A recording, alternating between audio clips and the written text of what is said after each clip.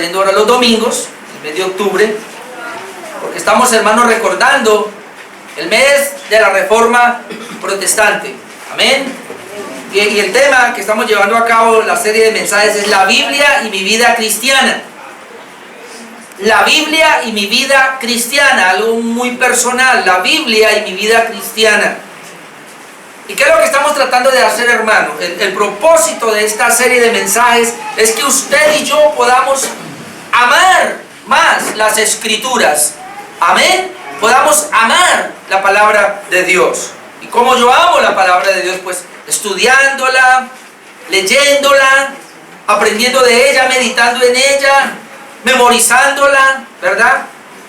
Porque, hermanos, recuerde que el propósito principal del hombre, y aquí está, es darle la gloria a Dios. Soli Deo gloria. Dios creó al hombre para que le dé gloria a Dios. Amén. Por eso la Biblia dice que todo lo que hagamos, lo hagamos para la gloria de Dios. Ahora, ¿cómo le voy a dar yo gloria a Dios? La única manera de darle gloria a Dios es a través de la sola gracia que he recibido de Él, a través de la sola fe que he recibido de Él, y a través de Jesucristo, que ha trabajado en mi vida, y Él es el medio para poder darle a Él la gloria. Pero esto, las tres columnas, no serían posible sin la base que es la sola Escritura. La sola Escritura. Entonces, realmente los reformadores, ¿qué fue lo que sacaron adelante? La sola Escritura. El conflicto, hermanos, no fue tanto con lo demás, sino con la sola Escritura. Y cuando ellos decían sola Escritura, lo que ellos estaban diciendo era no a los concilios de la iglesia tradicional católica, no a las tradiciones de la iglesia católica, no a los pensamientos de un hombre, sino solamente la Escritura. Nuestra norma de fe y conducta se basa solamente en la palabra de Dios. Amén. Y hoy día nos toca eso. Nos toca estudiar la sola Escritura. Cuando nosotros, una iglesia, tiene la sola Escritura, en ella va a estar solo Cristo, en ella va a estar solo fe, solo gracia, y solo así terminamos dándole a Dios la gloria. No hay otra manera. Entonces es lo que buscamos, hermanos, que amemos la palabra de Dios. Primer punto que veíamos, que definíamos el propósito de la sola Escritura, de la Biblia. Veíamos lo que la Biblia hace por nosotros y lo que nosotros podemos hacer por ella. Y hace 8 días veíamos, hermanos, en segundo lugar, la Biblia y el pecado. Y le quiero mencionar las 7 cosas que aprendíamos hace 8 días. La Biblia redarguye o convence de pecado, número 1. Número 2, la Biblia hace sentir tristeza por el pecado. Número 3, la Biblia conduce a la confesión de pecados. Número 4, la Biblia hace aborrecer el pecado. Número 5, la Biblia hace abandonar el pecado. Número 6, la Biblia fortifica contra el pecado o fortalece contra el pecado. Y número 7, la Biblia hace que se practique todo lo opuesto al pecado, o sea, la santificación. ¿Ven? Y hoy vamos a ver la Biblia, el mensaje número 3 de esta serie, la Biblia y mi vida cristiana. Vamos a hablar hoy de la Biblia y Dios. Obviamente que para hablar de Dios necesitaríamos ver teología propia, que es teología de Dios, y eso se nos lleva por lo menos, como venimos aquí los domingos estudiando, unos 3 meses.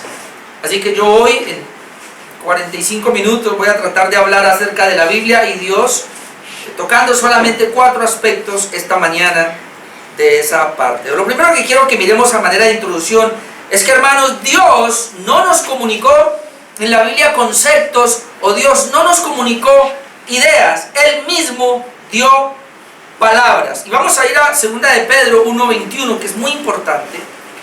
2 de Pedro 1:21, para que podamos mirar otra vez cómo fue la inspiración, porque nunca la profecía o la palabra de Dios fue traída por voluntad humana.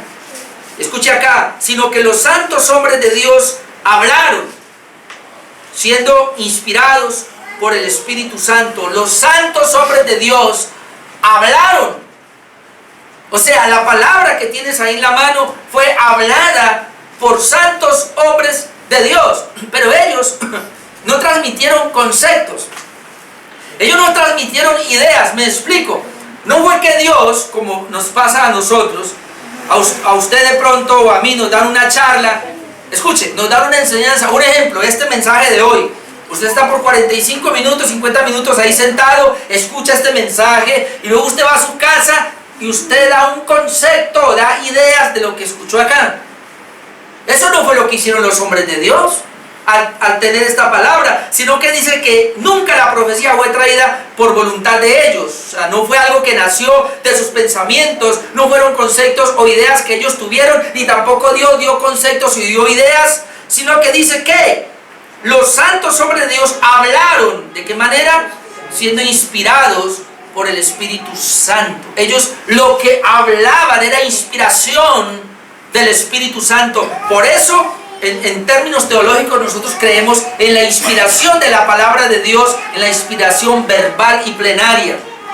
¿Qué quiere decir esto? Creemos que cada palabra, inclusive, fue inspirada por el Espíritu Santo. Que cuando los autores de la Biblia, cuando escribían las palabras, inspiración verbal, las palabras eran inspiradas por el Espíritu Santo. Y una inspiración plenaria en la totalidad de la Biblia, en la plenitud de la Escritura, creemos que fue inspirada por Dios. De manera que la Biblia no contiene la palabra de Dios. La Biblia es la palabra de Dios. Amén. Eso creemos nosotros. Y tenemos que tener eso claro para poder entender entonces que lo que la Biblia habla del pecado, eso es. Y que lo que la Biblia habla de Dios, eso es. Porque creemos en esa inspiración. Así que la Biblia nos hace conocer a Dios, quién es Dios, su carácter, sus atributos, que es lo que estamos mirando. Y aparte de la Biblia no hay un verdadero conocimiento de Dios. Lo único que se podría tener sería, como dijo Pablo a los atenienses, ustedes adoran a un Dios no conocido, o sea, a un Dios desconocido. Hermano, si nosotros no tenemos la Biblia, si nosotros no tenemos la palabra de Dios en nuestros corazones, en nuestras mentes, nuestra adoración será a un Dios desconocido. Y eso lamentablemente es lo que está pasando hoy día en la gran mayoría de las iglesias. Adoran a un Dios desconocido, a un Dios que es invención de ellos. El Dios verdadero es el Dios de la Escritura, no el Dios que pensemos nosotros que es. Entonces este conocimiento de Dios por medio de su palabra solo es posible en aquellos que fueron iluminados por el Espíritu Santo. Ya usted conoce en 1 Corintios 2:14, el hombre natural no percibe las cosas que son del Espíritu de Dios, no las puede entender, porque estas se han de discernir como espiritualmente. O sea que para nosotros poder comprender esta palabra, para nosotros poder comprender la Biblia, y en esta mañana para poder entender lo que la Biblia dice de Dios, yo debo haber sido regenerado, yo debo haber nacido de nuevo primero, como veíamos nosotros el jueves. Impresionante, ¿no? Nos quedamos en dos pasajes y veíamos, hermano, el hombre que no ha nacido de nuevo, no oye, no ve ni entiende, está sordo, ciego, de todo. Está muerto espiritualmente. Y ahí estábamos nosotros, pero voy a llevarles a un texto que es impresionante y usted lo conoce, pero vamos a ir allá. 2 Corintios 4:3. Este texto, hermano, a mí, yo no lo entendía mucho, pero cuando ya lo vine a entender, me impresiona. 2 Corintios, capítulo 4, verso 3. Pero si nuestro evangelio está aún encubierto, esta mañana nosotros leíamos 2 Corintios 3, ¿no? Todavía no hemos llegado ahí, mañana leeremos 2 Corintios 4. Pero si nuestro evangelio está aún encubierto, el apóstol Pablo dice esto, entre los que se pierden está encubierto. O sea, el evangelio no puede estar encubierto en gente que no se va a perder, solamente está encubierto en gente que se va a perder. Y luego dice, en los cuales el Dios de este siglo cegó el entendimiento de los creyentes o de los incrédulos. De los incrédulos. El Dios de este siglo cegó el entendimiento de los incrédulos. ¿Para qué? Para que, escuche, para que no les resplandezca la luz del evangelio de la gloria de Cristo, el cual es la imagen de Dios. ¿Para qué lo cegó? para que no le resplandezca, escuche, la luz del Evangelio. Ahora tenemos un problema muy serio, porque cuando le vamos a predicar al impío, además de que está muerto espiritualmente, tiene a Satanás ahí cegando su entendimiento para que no le resplandezca el Evangelio. Por eso es tan duro al comienzo para una persona llevarla a Cristo. Pero luego dice, ¿dónde estoy? Así. Porque no nos predicamos a nosotros mismos, y ese es el gran error, pararme este púlpito y hablar de mí. Sino ¿a quién? A Jesucristo como Señor, y a nosotros como vuestros siervos por amor de Jesús. Si tengo que hablar de mí, yo hablo de que soy el siervo de Cristo y nada más. Pero mire el versículo 6. Ay, Dios mío. Si bien es cierto que el Evangelio está escondido para los incrédulos, y ahí estabas tú y estaba yo, ahora mire el 6. Porque Dios, ¿quién fue el que lo hizo? Dios. ¿Ahora qué hizo? Que mandó. Ahí está Dios con voz de mando. Yo no sé cómo será eso. Dios mandó. Tremendo. Yo estaba, ¿qué? Muerto espiritualmente. Pero dice que Dios mandó. ¿Qué mandó? Que de las tinieblas resplandeciese la luz. Ese Dios, y ahí hay una referencia a Génesis 1, 2 y 3. Ese Dios que mandó. ¿Y cómo mandó? ¿Se acuerdan que dijo? La tierra estaba desordenada y vacía, oscura, y Dios dijo, sea la luz. ¿Y qué pasó? Y fue la luz. Ese mismo Dios que mandó que de las tinieblas resplandeciese la luz, y por eso hubo la luz, ahora dice, es ese mismo, Él es el que resplandeció en nuestros corazones. Él fue el mismo que resplandeció. ¿Para qué? Para iluminación del conocimiento de la gloria de Dios en la faz de Jesucristo. En otras palabras, fue Dios quien ordenó que tú y yo naciéramos de nuevo para que pudiéramos comprender el Evangelio. Eso es lo que está diciendo. O sea, ningún hombre pudo hacerlo. Yo no pude iluminar mi corazón para entender la Biblia. Yo no pude tratar de iluminar el corazón de alguien para que entendiera la Biblia. Ningún hombre lo pudo hacer. Ningún hombre lo pudo hacer en mí. Yo no lo pude hacer en mí. Ningún hombre pudo hacerlo en usted. Usted mismo no lo pudo hacer. Pero Dios tuvo que ordenar. Dios tuvo que mandar y decir en ese corazón oscuro, sea la luz. O sea, nazca de nuevo. Y cuando nace de nuevo por obra del Espíritu Santo, ahí tú puedes comprender. Ahí tú puedes tener conocimiento y comprensión de la gloria del Evangelio, del conocimiento de Jesucristo, que es la gloria de Dios en la faz de Jesucristo. Por eso, solo gracia, por la gracia de Dios. Solo Cristo, porque es el Cristo. Solo por la fe, es una obra totalmente de Dios, solo y de gloria, solo a Él la gloria. ¿Cómo hizo para que la sola Escritura iluminara en un hombre como Martín Lutero? ¿Cómo hizo que la sola Escritura pudiese llegar y estos hombres pudiesen a llegar a esa comprensión de que era la sola Escritura? Porque Dios mandó que en esos corazones viniese la luz, un corazón oscuro, llegase la luz. Dios ordenó y así fue. Dios le dijo, Martín Lutero, naces de nuevo. Juan Calvino, naces de nuevo. A todos los que decíamos ahora, ¿no? A Pedro Baldo nace de nuevo, John Wycliffe nace de nuevo, John Hus nace de nuevo, a Savonarola nace de nuevo, y Puritano nace de nuevo, y Orlando nace de nuevo, y esta iglesia nace de nuevo. ¿Quién lo ordenó? ¿Quién lo mandó? ¡Dios! No somos nosotros. ¿Por qué usted y yo podemos comprender la Biblia? Por Dios, porque Él fue el que nos iluminó. Hermano, si usted nació de nuevo, en su corazón hay una luz que lo ha iluminado para que usted pueda ahora conocer la bendita palabra de Dios. Amén. Yo me gozo cuando hablo con la hermana Virgilina porque ella es tan sincera. Ella me lo dijo a mí, a Elena, a mi esposa, le decía anoche también cuando hablaba con ella, decía, mira, los primeros 3 años que yo vine a esta iglesia, yo no entendí ni pío.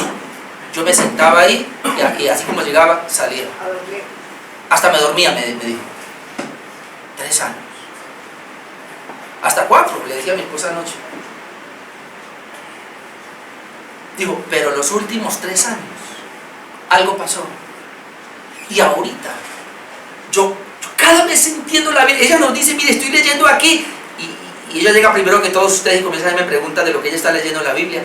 Y dice, mire cómo entiendo, mire, o sea, ella está tan segura, incluso indica, no pudo venir hoy porque está enferma, pero ella me decía anoche cuando hablaba por teléfono, estoy tan feliz que si me llego a morir me voy con el Señor.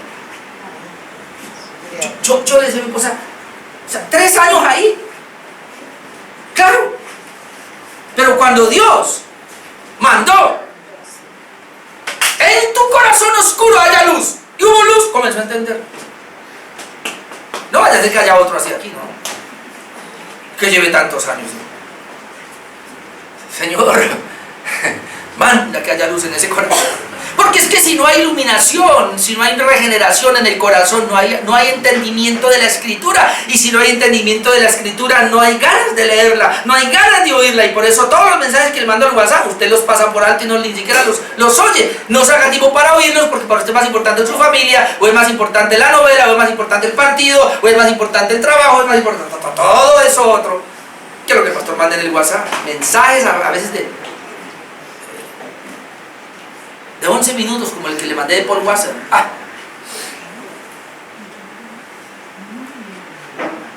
Me llamó la atención, primero porque el pastor Paul Wasser dice que si él le recomienda a los jóvenes, los que lo vieron, no sé cuántos lo vieron, él le recomienda a los jóvenes, y digo, y si yo pudiera volver a ser joven, lo primero que yo haría, y es lo que yo le recomiendo a los jóvenes ahora, es que se peguen a escuchar a estos ancianos, a estos hombres que tienen un conocimiento de la palabra, que vayan a un seminario a aprender. Y hablando de eso, quiero decirles lo siguiente. Esta semana nosotros estoy estudiando, llegamos a la segunda carta de Timoteo, capítulo 3, hablando de requisitos para pastores, y como tenía que hacer una especie de concepto de todos los requisitos que hay para ser un pastor, me quedó sonando uno y lo quise poner, que no sea un neófito. Es un recién convertido, una persona que no tiene mucho conocimiento de la verdad. Dice, para que no vaya a hacer que caiga en la condenación del diablo, entre en un orgullo y caiga en la condenación del diablo.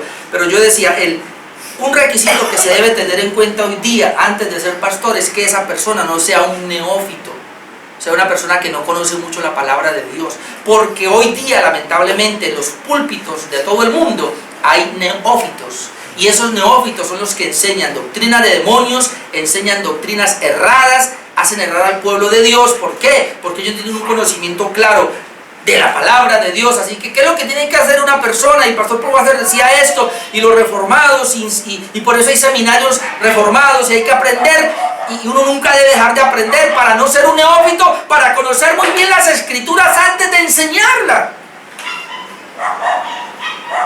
Pero tenemos hoy día una cantidad de personas que no conocen las Escrituras porque no han ido ni siquiera a un seminario. Por eso el consejo que da el pastor Paul Wasser, y yo leía también a Juan Calvino, y en uno de los comentarios de Juan Calvino que hablaba era precisamente esa parte.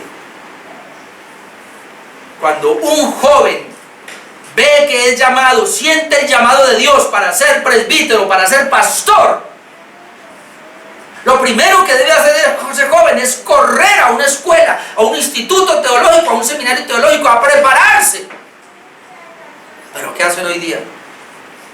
Sienten el medio llamado de Dios por ahí y ya quieren ir a predicar sin conocimiento de la palabra de Dios. Y por eso es que tenemos tanta herejía, tantos pastores que no son pastores, o son pastores falsos enseñando cualquier cosa.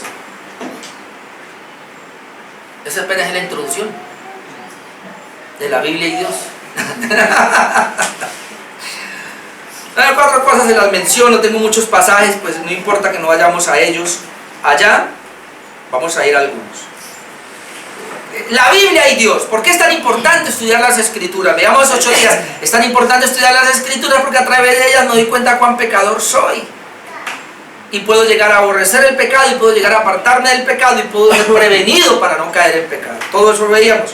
Ahora, la Biblia y Dios. Número 1, la Biblia nos habla de los derechos de Dios. ¿Por qué es importante estudiar la Biblia, hermanos? ¿Por qué la Biblia me habla a mí de los derechos de Dios? Que pareciera que hoy día la gente no los quiere tomar en cuenta. Derechos de Dios, o digámoslo de esta manera mejor, la autoridad de Dios, o digámoslo, la voluntad de Dios, o digámoslo, sus decretos, sus estatutos, sus ideas. Solamente la Biblia me va a hablar de que Dios tiene derecho a hacer lo que Él quiere, y que sus criaturas, al reconocer el derecho o los derechos de Dios, ellos deberían someterse a esos derechos. Entonces es Dios quien tiene el derecho sobre los seres humanos. Le corresponde a Dios legislar, le corresponde a Dios prescribir, le corresponde a Dios decidir por nosotros, y nosotros solo obedecer. Le corresponde a Dios darme a mí las directrices y yo obedecer. Dios es el que debe coger tu vida y debe coger mi vida y decirme qué debo hacer, no soy yo. ¿Y cómo me doy cuenta? Pues leyendo la Biblia. ¿Por qué todavía hacemos lo que nos place? Porque no leemos la palabra de Dios, o no le damos a la palabra de Dios el derecho legal que Dios debe tener sobre su palabra. El asunto es que, y lo negativo, voy a hablar de lo negativo y lo positivo, el asunto es que el hombre no se ha querido someter. Y vamos a mirar Job. Ya habíamos pasado por ahí la lectura de la palabra que tenemos, pero vamos a mirar un momentico Job, capítulo 21. Y aquí hay un argumento impresionante. Job, capítulo 21, versículo 14.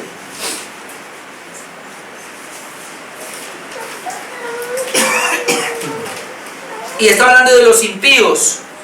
Dicen pues a Dios, note lo que dicen los impíos a Dios: apártate de nosotros, porque no queremos el conocimiento de tus caminos.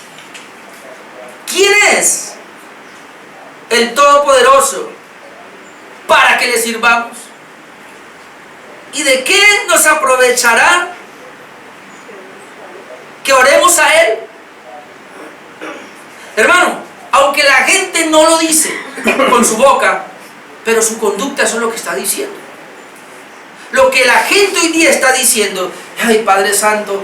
Y en muchos cristianos pasa eso. Lo que ellos están diciendo, al no estudiar la Biblia, al no dejar que la Biblia trabaje en sus corazones y que haga un cambio, lo que ellos están diciendo es: Dios, apártate de nosotros.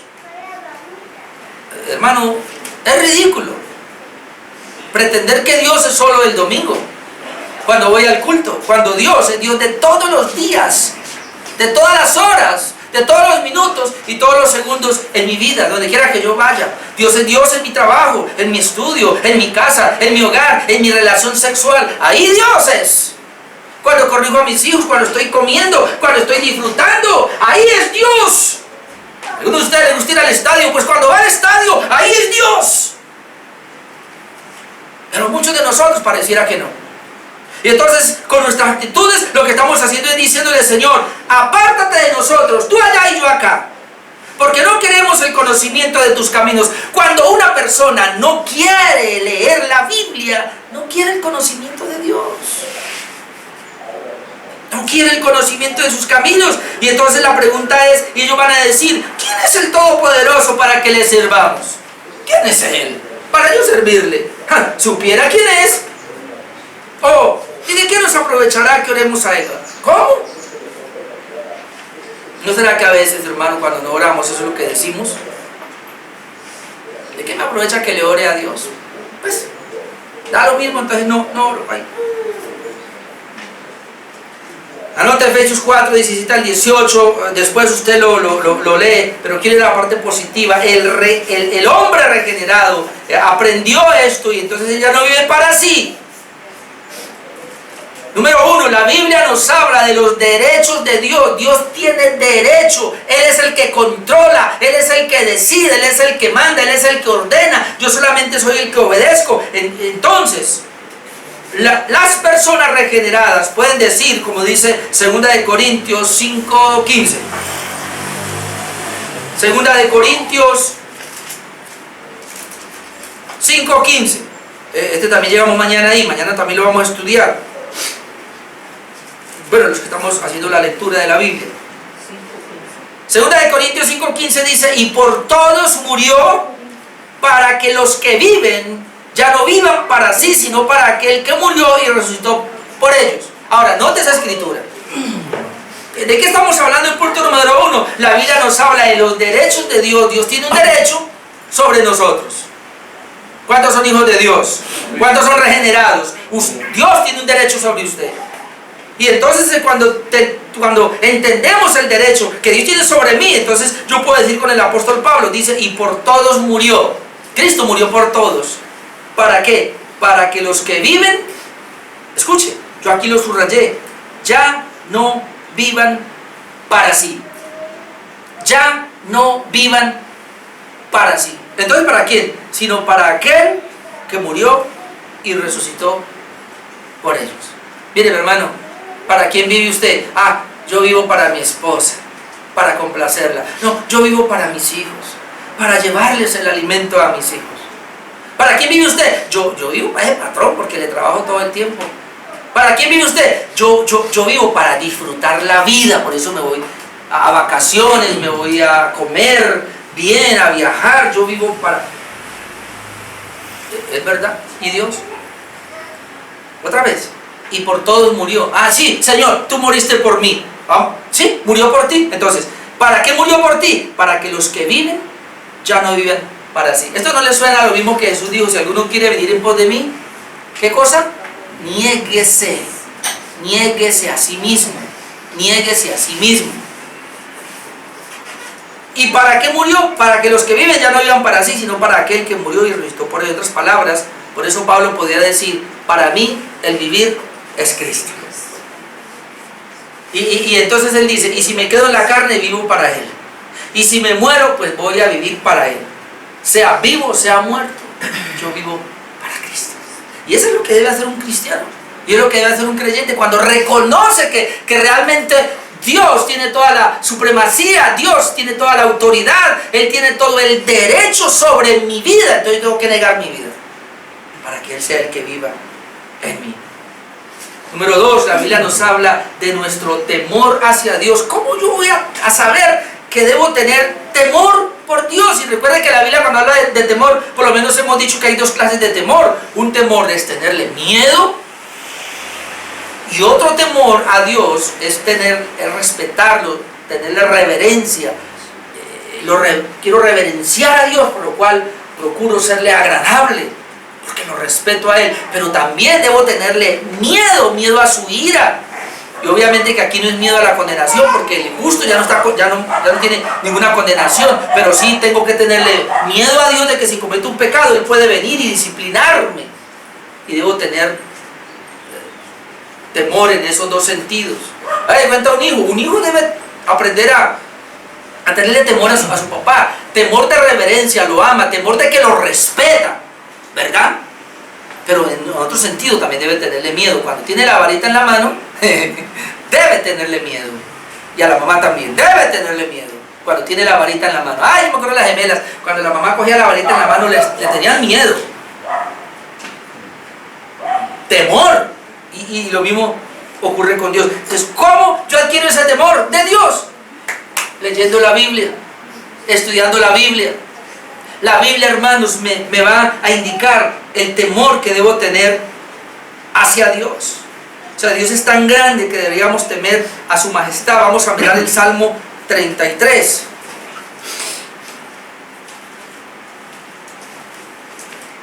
Salmo número 33, 8. Yo le voy a leer todo esto que pues, es que esto es impresionante. Pero arranquemos desde el 8.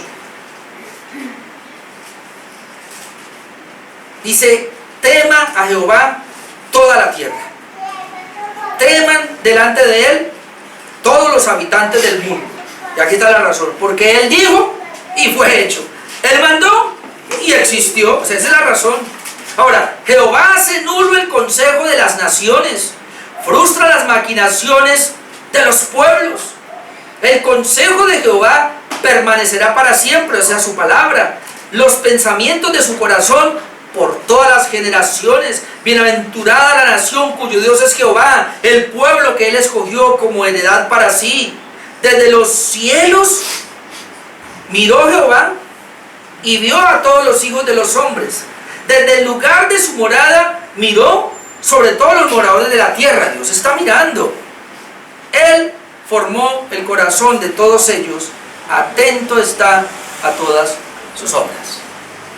¿Por qué debo temerle? Hermano, porque Él hizo todo, todo lo hizo Él, todo lo creó Él. ¿Por qué debo temerle?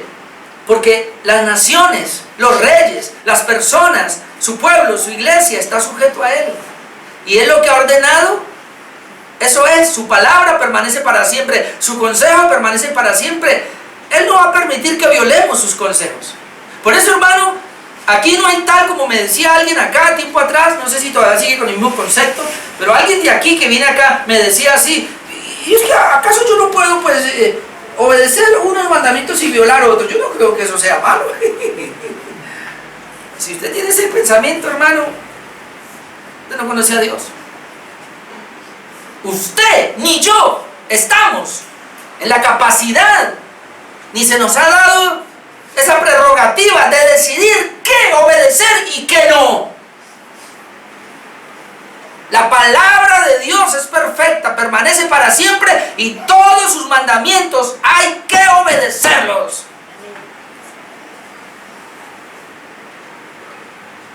Aquí algunos se me están haciendo los locos y cuando dan para la obra creen que ustedes son los que deciden. Es Dios el que decide qué hay que dar, no es usted.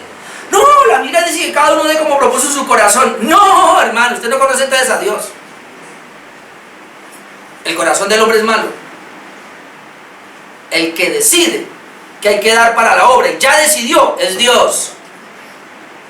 Y cuando usted no da lo que es, además de ser mentiroso con Dios y con la iglesia, usted está faltando a la verdad y le está faltando a Dios. Y usted quiere pasarse a Dios por la faja porque no tiene ningún temor. Con razón los reformadores cogen a esas personas y los expulsan de la iglesia y dicen, si usted en eso tan sencillo como el dar para la obra no es fiel, hermano, usted no merece ser miembro de esta iglesia. Así que vale que se corrijan. Yo soy muy paciente todavía. ¿Y por qué toqué eso, Señor? Ah, ya. Porque hay personas que a mí mismo me lo han dicho aquí. Yo puedo obedecer en esto, aunque en esto no. No, hermano, usted no conoce a Dios. No nos atrevamos ni siquiera a decir eso. Todo Dios dice. Amén. Cantidad de pasajes aquí que ya no puedo ir allá. Le voy a mencionar nomás. Solamente en los malvados no hay temor de Dios. Romanos 3:18. Después lo busca. Dice que en ellos no hay temor de Dios. Solamente en los malvados. En los regenerados Dios ha puesto su temor. Y usted puede ir a Jeremías, o vamos un momentico a Jeremías 32. Jeremías 32.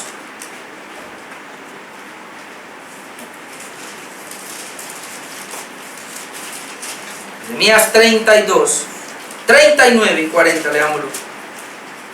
Jeremías 32, 39.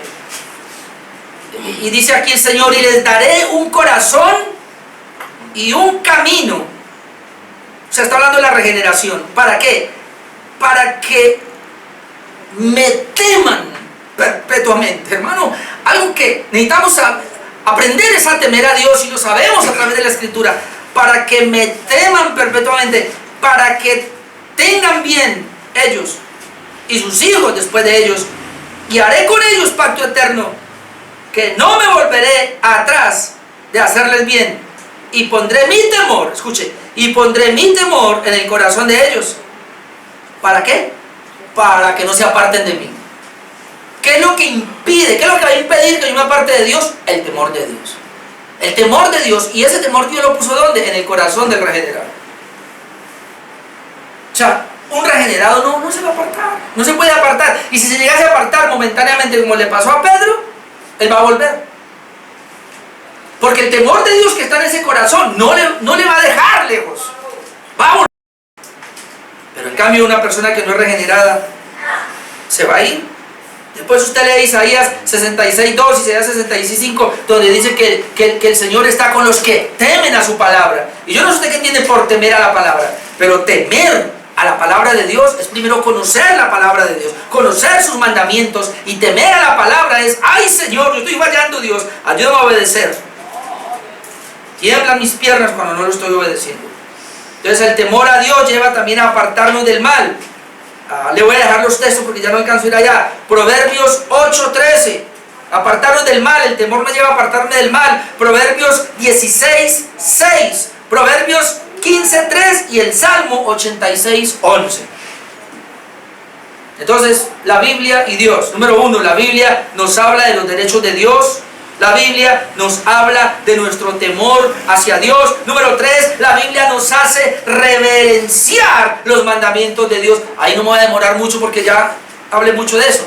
Pero en tercer lugar, la Biblia nos habla de reverenciar los mandamientos de Dios. El pecado es una especie... Mire, le voy a leer lo que dijo Arthur Pink. El pecado es una especie de alta traición. El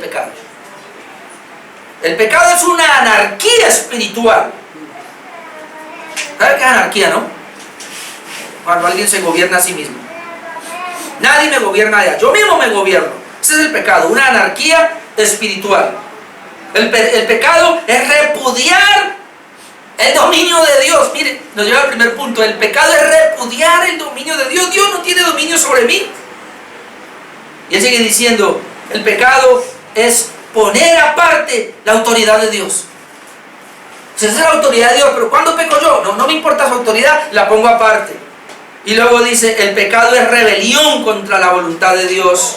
Y el pecado es oponer, es imponer nuestra voluntad sobre los mandatos de Dios. El pecado es imponer mi voluntad sobre la voluntad de Dios. Es que es sencillo. El pecado, como lo dice, usted ya lo sabe, en 1 de Juan 3:4, que es quebrantar la ley de Dios. El pecado es infracción de la ley. El pecado es decir, Señor, me importa 5 tu ley, yo hago lo que a mí me conviene. Tú dices esto, pero yo hago lo otro.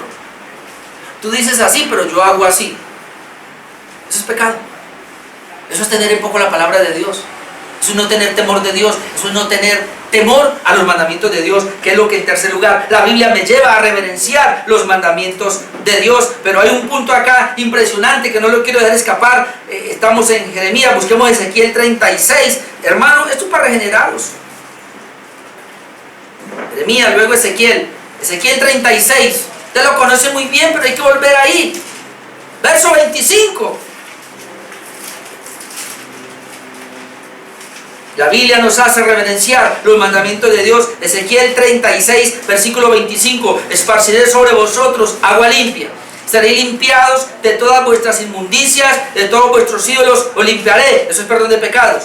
Os daré corazón nuevo, es un nuevo nacimiento. Pondré espíritu nuevo dentro de vosotros. Quitaré de vuestra carne el corazón de piedra, os daré un corazón de carne. Pondré dentro de vosotros mi espíritu. Lo habíamos visto, el regenerado recibe el Espíritu Santo. Pero miren lo que sigue, y haré que andéis en mis estatutos y guardéis mis preceptos y los pongáis por obras.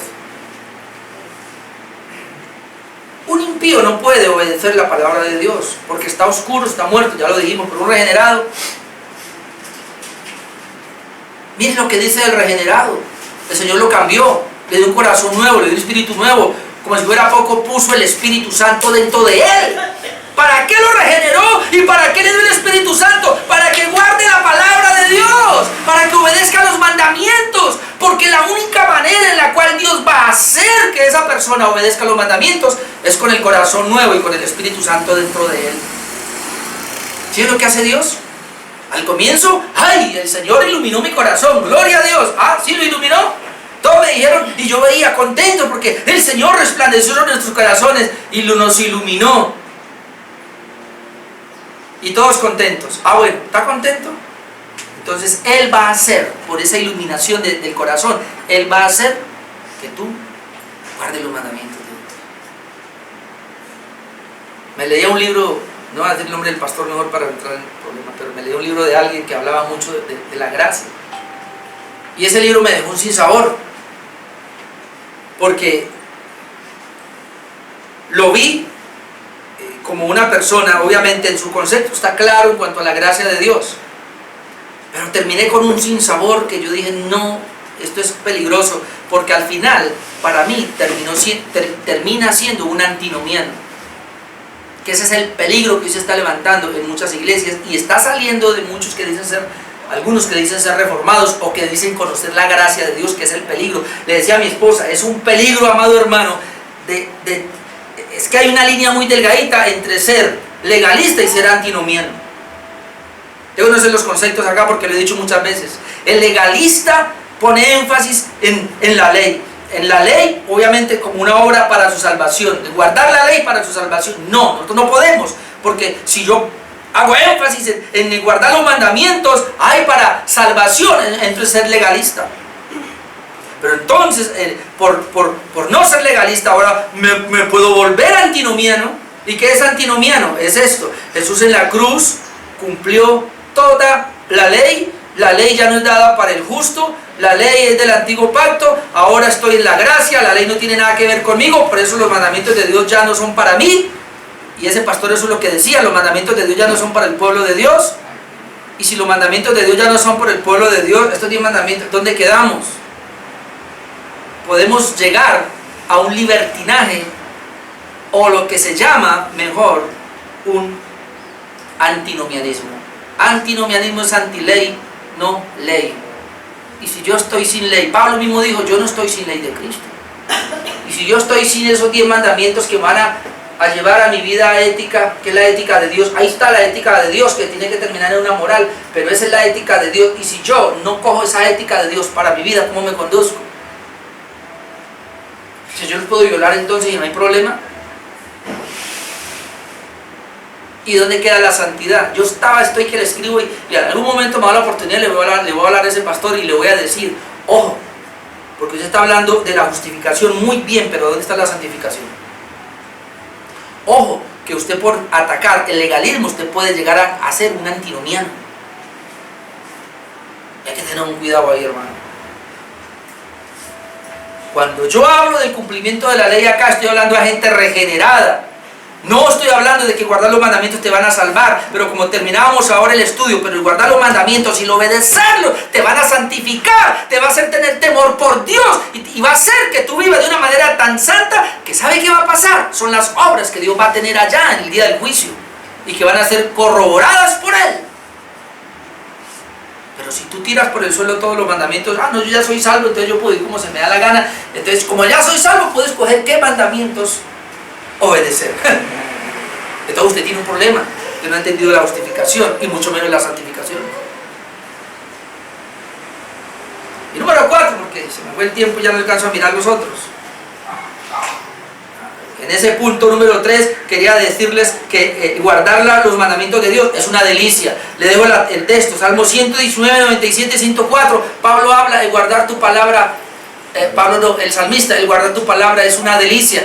Pablo también decía, Romanos 7, 22, dice ¿cómo es que dice? Que en mi interior, yo amo la ley de Dios. En el hombre interior amo la ley de Dios, deseo los mandamientos de Dios. Un regenerado ama la ley de Dios, desea la palabra de Dios. Y número 4, para terminar, la Biblia nos da más confianza en la suficiencia de Dios. Número 1. La Biblia y Dios, número 1, la Biblia nos habla de los derechos de Dios.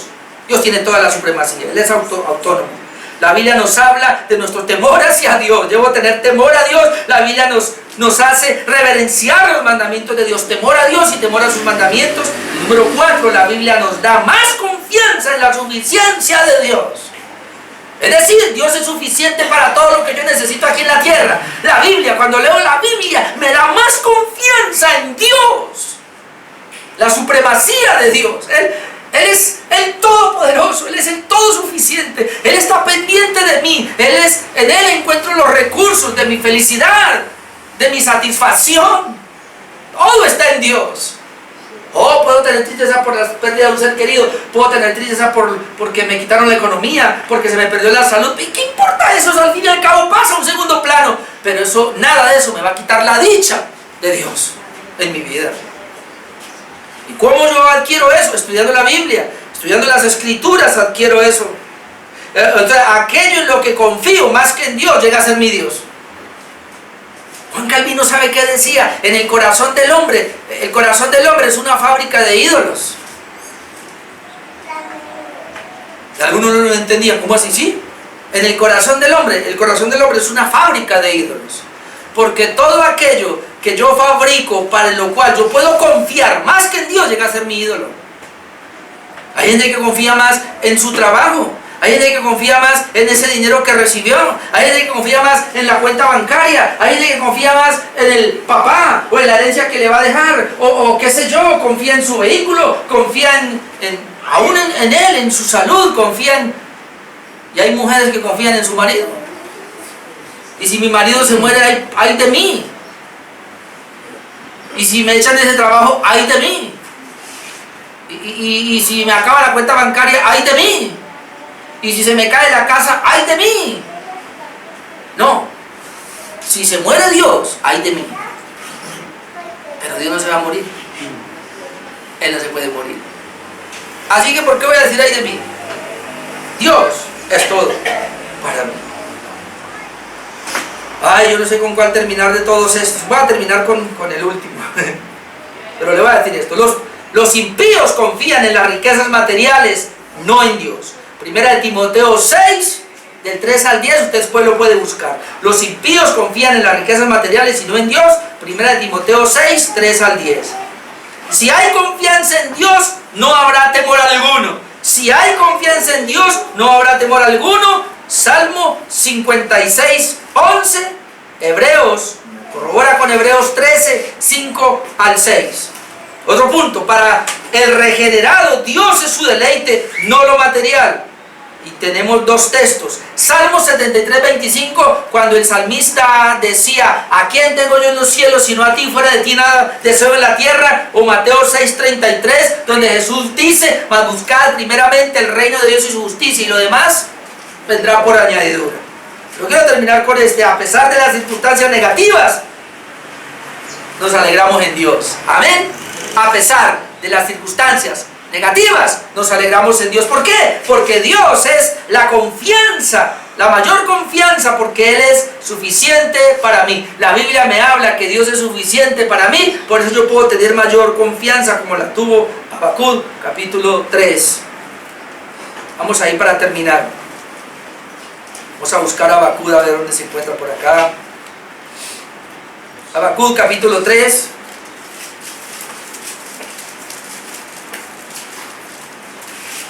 Ahí ya llegó, ¿no? Jonás, Miqueas, Nahum y Habacuc. Yo había dicho, después de Nahum está Habacuc. Habacuc, capítulo 3, 17. Y vamos a terminar con esta lectura. Miren lo que dice: aunque la higuera no florezca. Y esto para los judíos, la higuera era muy importante. Para estos campesinos, ni en las vides haya frutos. Aunque falte el producto del olivo, y los labrados no den su mantenimiento, y las ovejas sean quitadas de la majada, y no haya vacas en los corrales. ¿Qué pasa? Con todo, yo me alegraré en Jehová y me gozaré en el Dios de mi salvación. Jehová, el Señor, es mi fortaleza, el cual hace mis pies como de sierva y en mis alturas me hace andar. Aunque la higuera no florezca, ni en las vides haya fruto, aunque falte el producto del olivo, y los labrados no den su mantenimiento, y las ovejas sean quitadas de la majada, y no haya vacas en los corrales, en otras palabras, esté en la inmunda, con todo yo me alegraré en Jehová y me gozaré en el Dios de mi salvación. ¿Quién es más importante para ti? ¿Quién es más importante para mí? ¿Dios o su creación? Nosotros tenemos que aprender a amar a Dios sobre la misma creación. Estés enfermo, estés sin plata, estés enfermo, no importa. ¿Y qué si estás rico y lo tienes todo? Tampoco importa. Importa Dios. Amén. Tenga plata, importa Dios. No tenga plata, importa Dios.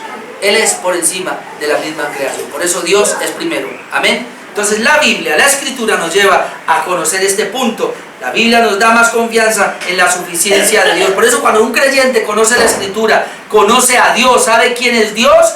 ¿Y por qué? Porque la sola Escritura le permite saber quién es Dios para poder ir y terminar dándole la gloria a Él y solamente a Él. Amén. Póngase de pie, vamos a orar esta mañana.